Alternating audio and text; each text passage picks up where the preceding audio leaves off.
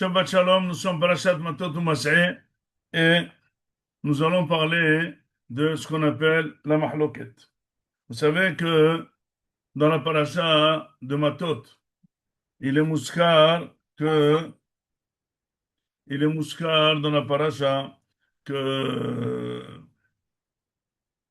Benegad ou Bnei Reuven, Hati Shevet Amnaché, ils se sont, ils sont venus chez Moshe Rabbeinu pour lui demander qu'ils sont très bien d'être de l'autre côté de Israël, du Nouveau du Jourdain, parce que c'est une terre entièrement fertile et il y a beaucoup d'herbes et ils ont beaucoup de bétail.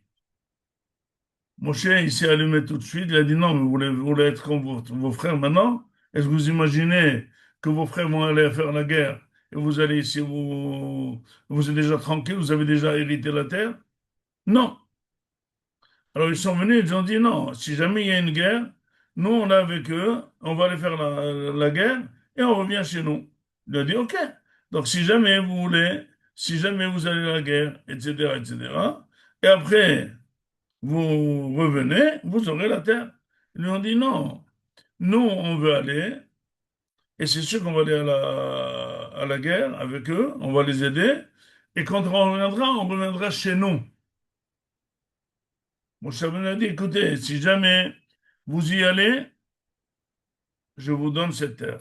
Si vous n'y allez pas, personne n'aura cette terre, vous allez hériter tous avec vos frères. Il a dit non. On est d'accord, c'est vrai qu'on va aller à l'armée, etc., etc., on va faire la guerre avec eux, mais nous, on a déjà eu notre héritage de la terre. Et là, ça s'arrête. Moshe Rabbeinu, il est d'accord.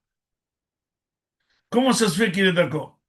Eh bien, tout simplement, hein, il faut savoir que quand on discute, il y a une discussion, il y a un problème entre deux personnes.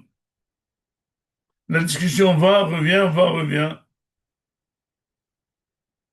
Après que ça bloque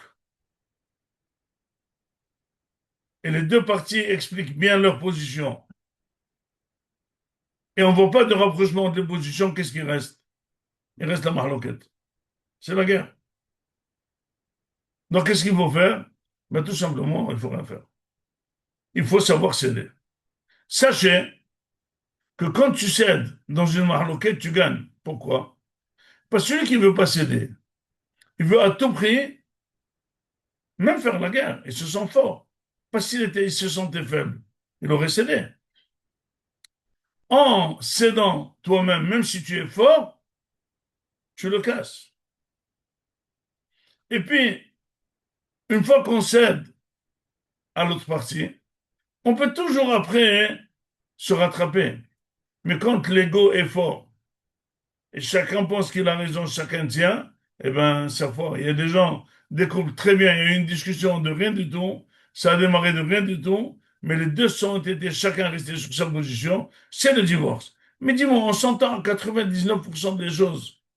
Une chose, on ne s'est pas entendu, c'est pas grave. Chacun s'en tient à son, eh ben, c'est pas grave. Non, non. Parce que finalement, le fait de ne pas céder, c'est ne pas respecter ce que je pense. Moshe étant lui le directeur de Ham Israël, qui c'est qui devait céder? C'est eux ou c'est lui? C'est eux. Mais il a dit, il a vu que ça va pas. Il veut rien savoir.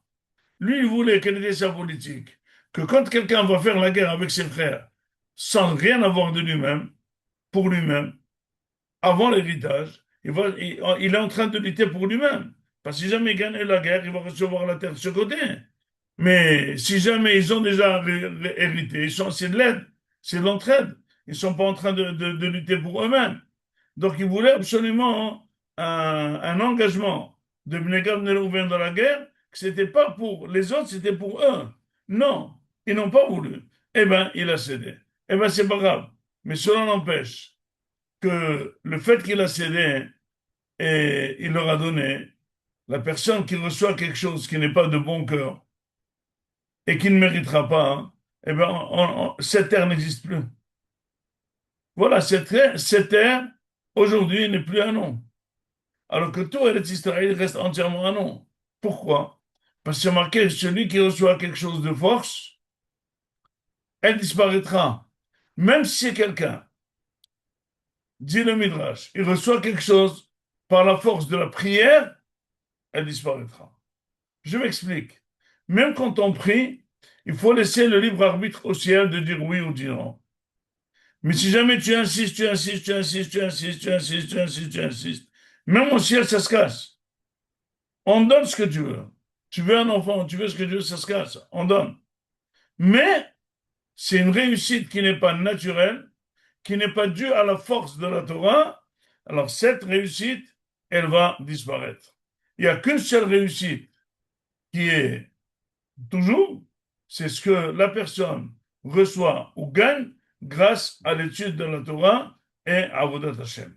Mais par l'insistance, même vis-à-vis du ciel, on peut avoir quelque chose, mais on peut perdre. Quelqu'un qui prie pour le Hosher, Korah était un grand Hachir, il a disparu. Shimshon, c'était quelqu'un de très solide, très fort, il a disparu. Bil'am a disparu. Mais ceux qui sont restés, c'est ceux qui ont su recevoir du ciel ce qu'ils demandent et sans insister, en laissant au ciel le libre arbitre que si jamais c'est pas bien pour eux, eh ben c'est pas grave. Et là, c'est la vraie prière. La fin de la prière, il dit, chez Hachem Malim Shlok Libo Letova, que les choses qui sont bien s'appliquent. Donc il faut prier, mais sans énormément insister, parce que même l'insistance. Maintenant, Benegad Nera Iven, ils ont insisté par la force. Mais c'est marqué qu'ils ont perdu tout ça parce qu'ils ont eu par la force. Mais même par la force de la tefila, si quelqu'un il reçoit quelque chose, eh ben, ça va disparaître de lui. C'est pour ça que finalement, quel est le vrai comportement? Être super et hyper content de ce que Hachem nous a donné et surtout ne pas chercher autre chose parce que c'est vraiment très bien fait, très calculé pour toi de manière très personnelle.